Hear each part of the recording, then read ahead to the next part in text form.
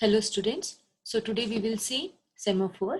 So semaphore is a synchronization tool that does not require busy waiting. I'll tell you in the later on slides why is this particular point mentioned that it does not require busy waiting. Okay.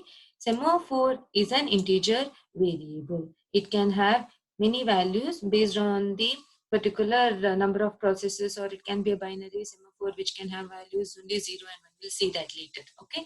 So it has only two operations, wait and signal. So initially they were called as P and V. So wait is so here it is mentioned, wait is a entry section code. Okay, you know what an entry section is, and signal is a exit section code. Okay, so if any particular process wants to enter into critical section, it has to execute wait.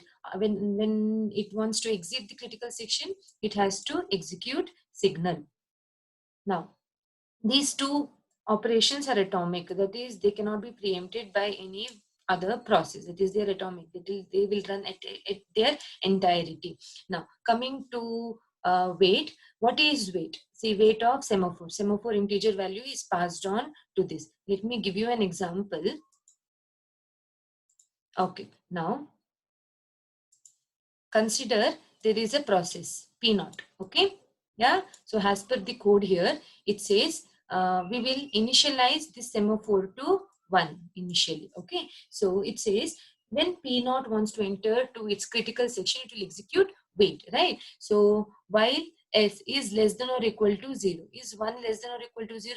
No, right? So if it is true, then this particular condition will be an infinite loop, right? So we found that S is not equal to 0 or less than 0. So P0 can enter to its critical section, thereby reducing the S value to 0. Correct? So now the current value of S is 0. So S is 0 right now. Now, let's say at the same time, process P1 comes. It too wants to enter into critical section. So when it comes here, when it checks for wait, currently the value of S is 0, right? So while S is less than or equal to 0, yes, 0 is equal to 0. So this condition is true. That means what?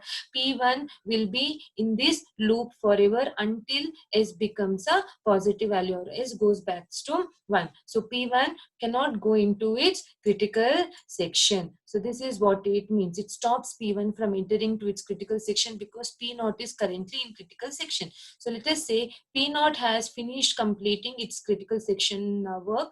Okay, then it wants to exit, so it has to execute signal operation. So when it executes signal operation, this S value is incremented to 1. So when P1 checks again, S value is found to be 1, and then when this condition fails, that is 1 is not less than or equal to 0, it enters into critical section and thereby it decrements its value to 0 and does not allow any other process to enter into their critical section. This is how wait and signal work. Wait is an entry section code, and signal is a exit section code.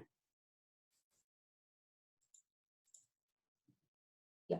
So coming to the next one, so as I said, semaphore is a synchronization tool. We have two types of semaphores. We have a counting semaphore, we have a binary semaphore. In counting semaphore, you can have integer value that can range over unrestricted domain. That is, you can have 1, 2, 3, 4, 5 based on the number of processes or based on the number of resource instances. So that value depends on the criteria that is given. Whereas in binary semaphore, you can have only two values, one is 0 and 1, and it is more simpler to implement. So I will be using examples of binary semaphores, so it is easier for you to understand.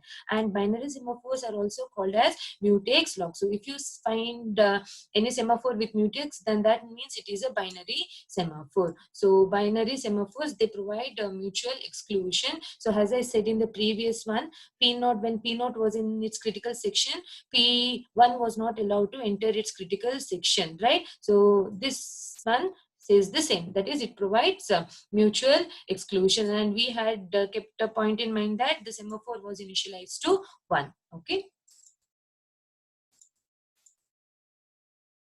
Now, semaphore implementation. So as I said, we have two operations, wait and signal, and this cannot be, so this particular operation cannot be performed on the same semaphore at the same time. Okay, that we need to keep in mind. Now, what happens is, in the previous one, as I said, if you remember, P naught was in its critical section, right, guys? So P naught got to enter the critical section by decrementing the value of 1 to 0. Okay, so when the value was decremented to 0, when P1 came to see if the value was 1, it found that the semaphore count was 0. That is, it could not enter into the critical section. That is, it kept on checking if the semaphore count was 1 or not. So every time it found that the semaphore count was 0 because P naught was still currently in its critical section. So this is like P1 is checking the count of semaphore every now and then, right? So P1 is actually wasting CPU cycles, because counting the semaphore cycle is also, semaphore count is also CPU cycle, right? So it is wasting the time of CPU. So this critical problem is called as busy waiting, that is spin lock. Busy waiting is because P1 is busily waiting for to enter its critical section, right? And it is spinning in that particular condition to check if the semaphore count is 1 or not. So it is spinning in that condition. So it is also called as a spin lock. Okay, so this is a busy waiting condition. So how do we overcome this busy waiting? Because this is actually a problem, because it is wasting its CPU cycles. We don't want the process to waste the CPU cycles. CPU could have, perform some other process instead of simply checking for P1's need, right? So to overcome this busy waiting, we have a implementation of semaphore here. Okay, so here we have semaphore implementation with no busy waiting. That is, to implement this no busy waiting, that is to simply avoid P1 from searching or checking if S is set to 1 again and again. We can implement this version of semaphore. Here, semaphore is implemented as a structure, and it has two items. One is a value of the semaphore. You know that semaphore is an integer variable, so it needs to have a value. And one more is, we have a list here. That is, every process that is waiting will be sent to this particular list. Okay, yeah, now we will see. Now, what is these two operations with respect to semaphore with no busy waiting? It has two operations, block and wake up. Block is to place the process invoking the operation on the appropriate waiting queue. For example, you had seen P0 and P1, right? That is, P1 was the one which was waiting for S to become 1 while P0 was in its critical section. So in this particular scenario, we will be sending P0 to a sleep mode or a block mode. That is, we will let P1 sleep or relax until P0 executes its signal operation. You know that when P0 executes its signal operation, only then the semaphore count will become to 1. Yeah, it will be set to 1. So P1 does not have to check if S is equal to 1 all the time. Instead, it can sleep or relax, which is called as block here. Okay, and it will be made to, it will be entering into a list. Fine. Now, what is wake up? Wake up is an operation, that is, P1 was sleeping, right? So P1 will be woken up. That is, when the signal operation of P0 is executed, whenever the signal operation is executed, that is when the process in the list will be waken up. Okay, yeah, that is what. Remove one of the process in the waiting queue and place it in the ready queue. So P1 will be woken up, and then it will be placed in the ready queue for execution. Now we will see the code for implementing busy queue. Okay, so this is the code for implementing busy queue. So this is the wait code, which is an entry section code, and this is a signal, which is a exit section code. Now let us see here. We will take an example of P0 and P1. Okay, yeah. Now let's say P0 wants to enter into the critical section. So you know the perform, what does wait do, right? Wait will, let us initialize value to 1 initially. Yeah, so P0 will decrement the value of 1, which is now going to be 0, and then it is going to check this condition. If value is less than or equal to, if it is less than 0, then that process will be added to queue. But we found that value is equal to 0, it is not less than 0, so P naught will go into its critical section. Now at the same time, P1 comes, P1 wants to enter the critical section, so it will execute this wait. So what is the current value of semaphore now? So this is value, right? So value is currently 0, so 0 will be decremented and it is going to be -1. So if value is less than 0, which means if -1 is less than 0, which is true, then this P1 will be added to list. That is, P1 will be in the waiting queue. Okay, so that is, it will go to sleep by executing block operation. That is, it will go to sleep by executing block operation. Now let us say here implementation of signal. Now this one is for P naught to come out of its exit section, because it has entered into exit control section, right? Sorry, it has come into its control section. So to come out of the control critical section, it has to execute signal operation. Now when it executes signal operation, what is the current value of value variable? It is -1, right? So it is going to increment the value. So what is the value going to be? -1 is incremented, so it becomes 0. So here we have a condition here. If value is less than or equal to 0, yes, the value of the value variable is now currently 0, which is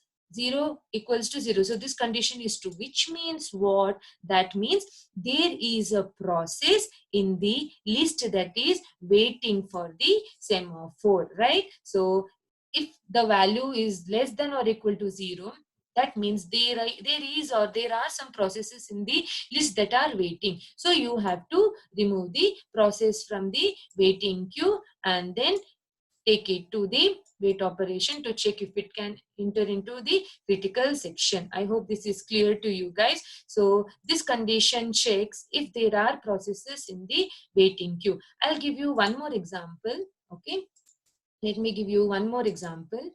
Okay, now see, we have process P naught and we have process P1, right? Now, so let us initialize value to 1. Okay, value is 1. So when P naught checks for this condition, definitely 1 is not less than 0. So this particular condition will not be executed. So it will enter into its critical section. Let's say P1 has come, P1 has not come. Let's say there is no other process that has come. Okay, so value is still equal to 1. And when P naught wants to exit the critical section, it will check for value. What is value? And also it is going to decrement, right? I forgot to say that in the wait, it is going to decrement. So value is now 0. So after it executes signal, value is incremented to 1. So from 0, it becomes 1. Now, when it checks this condition, if value is less than or equal to 0, no, the value is 1. So this condition becomes false. That means there is no process waiting, right? Yes, we did not consider P1 at all. P1 never checked to enter into critical section. That means there is no process waiting.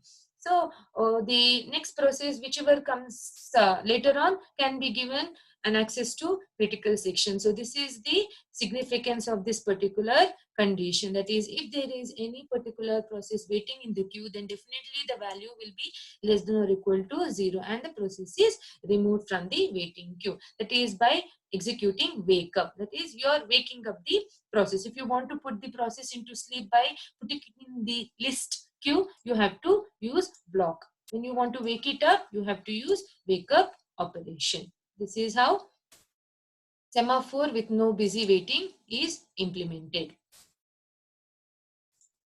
Now, moving to deadlock and starvation. I hope you guys know what is deadlock already. I have taught you in Banker's algorithm, right? So deadlock is nothing but two or more processes are waiting indefinitely for an event that can be caused by only one of the waiting processes. That is, because of some other waiting processes, the other processes also go into a waiting state. Let us consider there are two semaphores, S and Q here. So there are two processes also and two semaphores S and Q. Let's say P naught has entered into its critical section by executing S, and P1 has entered into its critical section by executing Q. Now P0 wants Q and P1 wants S, but both of them have not used their signal operations, right? That is, they have not come out of their critical sections, but they want to enter into other, they want to use the other semaphore. So this is kind of deadlock situation, that is, both will not be let to enter Q or S. Okay, so this is a deadlock situation. So we can have deadlock situation in this scenario. Also starvation. Starvation, because as I said, starvation is nothing but indefinite blocking, no guys. So if you remember the concept of list that I taught you in the previous one, every process that was waiting will be added to list, right? For example, you saw P0 and P1. So P1 was added into the list. At the same time, if P2 comes, P2 is added into the list, and then P3 is added into the list. So this is nothing but it's a last in first out. So if you keep on adding this way, then what was entered last will be taken out first, right? And P3 will be taken out next, P2 will be taken out next, but P1 will be taken out at the end, though it came first, but it is taken out or removed at the end. So this is a starvation, right? Indefinite blocking, that is, a process may never be removed from the semaphore queue in which it is suspended, as they are removed in LIFO order. So it can so happen that so many processes will come and it will keep adding to the list, and P1 will always be in the suspended state. So this is not fair, and it is very dangerous also. So this particular scenario has these two problems, deadlock and starvation problem. So these are the two disadvantages here. Okay, thank you guys.